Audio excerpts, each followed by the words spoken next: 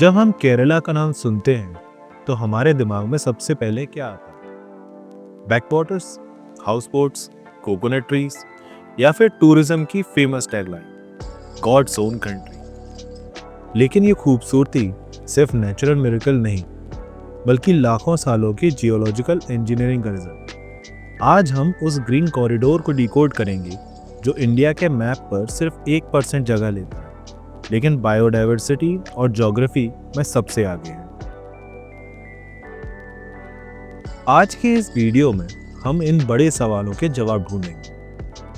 केरला के बीचेस पर black sand क्यों मिलती है और वो इंडिया के फ्यूचर न्यूक्लियर एनर्जी प्लान्स के लिए इतनी क्रिटिकल क्यों?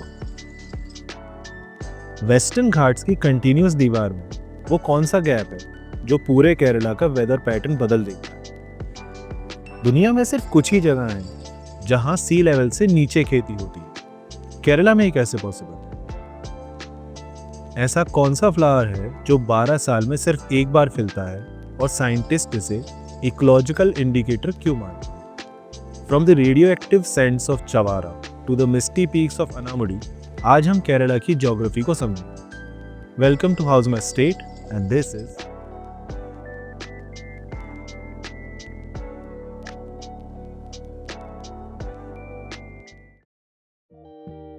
केरला इंडिया के साउथ वेस्टर्न कोस्ट पर सिचुएटेड है, between Arabian Sea and Western Ghats.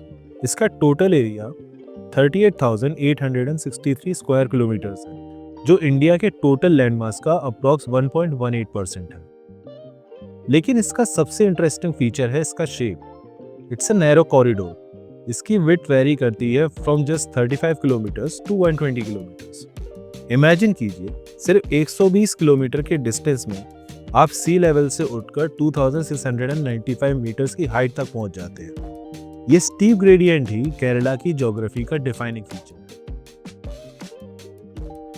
Kerala की geological foundation ancient Gondwana land का हिस्सा है। Most of the state is made of pre Cambrian crystalline rocks.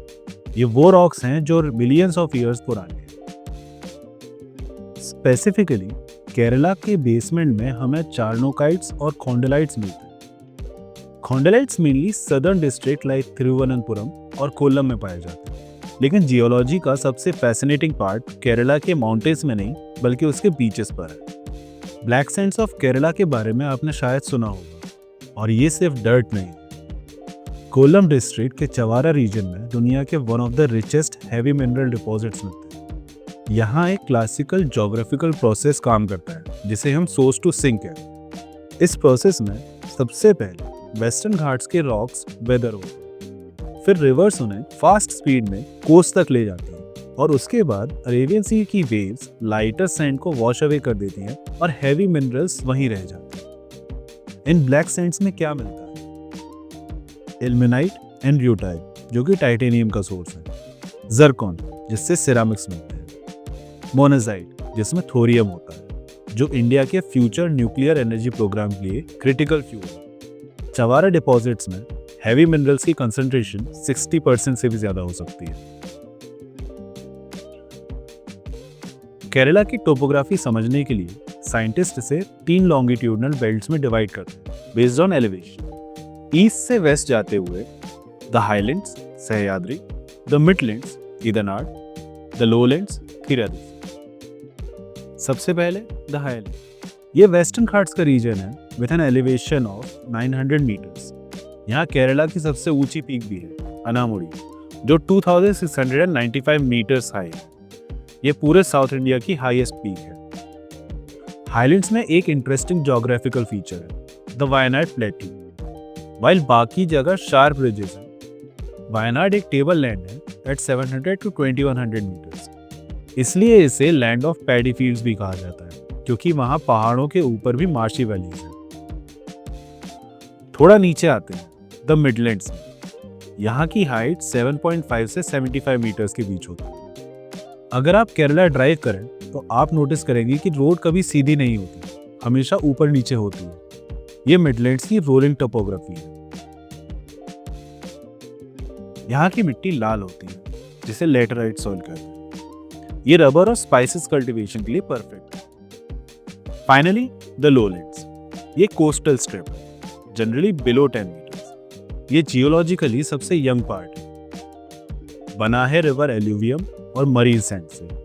यहाँ हमें केरला का फेमस बैकवाटर सिस्टम मिलता है। केरला का क्लाइमेट ट्रॉपिकल मॉनसून टाइम है। इंडिया में मॉनसून सबसे पहले यहीं हिट करता है, यूजुअली 1 जून को। Kerala receives massive rainfall, averaging about 3000 mm to 3600 mm annually. पर यहाँ एक ज्योग्राफिकल एनोमली है जो क्लाइमेट को कंट्रोल करती है, the Palakkad gap. Western Ghats एक कंटिन्यूअस वॉल की तरह है, लेकिन पलक्कड़ में कुदरत ने 30 से 40 किलोमीटर का एक गैप छोड़ दिया है। इसका इम्पैक्ट बहुत बड़ा है। ये गैप मॉनसून विंड्स को तमिलनाडु की तरफ फनल करता है। तमिलनाडु से ड्राई और गर्म हवाएं केरला में एंटर करती हैं। इस वजह से पलक्कड़ के कुछ एरियाज जैसे चित्तूर में रेनफॉल कम होती है और ग्राउंडनट एंड कॉटन ग्रो किया जाता है, जो बाकी केरला में मुश्किल है। केरला छोटा है, बट इट हैज 44 रिवर्स, क्योंकि स्टेट की विड्थ कम है और स्लोप स्टीप है। ये नदियाँ लंबी नहीं है, but they are fast and voluminous. यहाँ की मेजर रिवर्स हैं पेरियार 244 किलोमीटर्स, केरला की लाइफलाइन। इदुक्की डैम, जो स्टेट का सबसे बड़ा हाइड्रो प्रोजेक्ट है, इसी पर है। भराथापुझा, इससे नीला भी कहते हैं। ये केरला का कल्चरल सोल है, बट सैडली डिफॉरेस्टेशन की वजह से गर्मियों में सूख जाती है। पाम्बा, इसे दक्षिण भागीरथी भी कहते हैं। सबरीमाला पिलग्रिमेज इसी नदी के किनारे होता है। और फिर आते हैं बैकवाटर्स या कायल्स। ये बैकवाटर्स टेक्निकली ब्रैकिश लगून्स हैं। सबसे बड़ा है वेम्बनाड लेक, जो 96.5 किलोमीटर लंबा है। ये इतना बड़ा है कि ये 3 डिस्ट्रिक्ट्स में फैला हुआ है। एक यूनिक लेक है कोलम में, सस्थमकोट्टा लेक। ये केरला का लार्जेस्ट फ्रेश वाटर लेक है। इसका पानी इतना साफ क्यों है? क्योंकि इसमें कार्वाबोरस नाम का एक लार्वा मिलता है जो बैक्टीरिया को खा जाता है। Nature's own water purifier.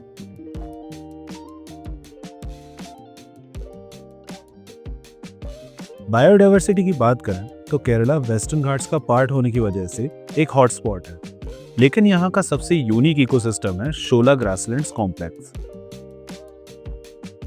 High altitudes पर वैलीज में स्टंटेड फॉरेस्ट होते हैं जिन्हें शोलास कहते हैं, और स्लोप्स पर ग्रासलैंड होते हैं। ये शोलास वाटर टावर्स की तरह काम करते हैं। मॉनसून के पानी को स्पंज की तरह एब्जॉर्ब करके धीरे धीरे साल भर रिलीज करते हैं। यहीं पर पाया जाता है नीलकुरिंजी फ्लावर, जो 12 साल में एक बार खिलता है। लास्ट 2018 में खिला था। अब नेक्स्ट मास ब्लॉसम 2030 में एक्सपेक्टेड है। और हम साइलेंट वैली नेशनल पार्क को नहीं भूल सकते। ये इंडिया के last remaining undisturb tropical evergreen rain forest में से एक है। 1970s में यहाँ एक बहुत बड़ा सेफ साइलेंट वैली मूवमेंट हुआ था to stop a dam project, ताकि लायन टेल्ड मकैकी को बचाया जा सके। ज्योग्राफी ने केरला के एग्रीकल्चर को भी शेप किया है। सबसे फैसिनेटिंग एग्जाम्पल है कुट्टनाड।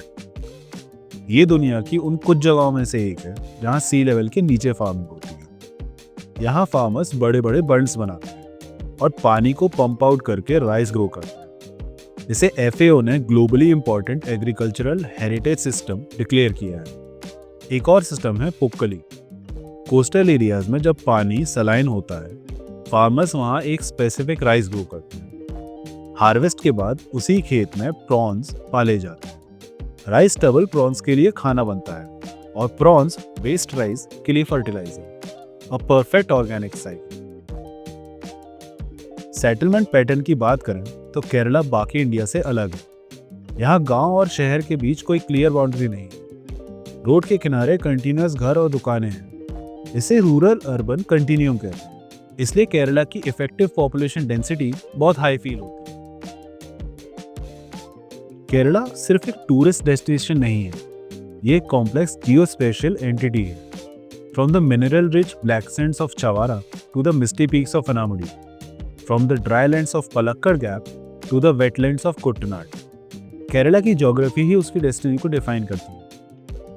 लेकिन 2018 के फ्लड्स ने हमें ये भी सिखाया है कि ये ज्योग्राफी कितनी फ्रेजाइल है। सस्टेनेबल डेवलपमेंट के लिए इस ज्योग्राफी को समझना बहुत ज़रूरी है।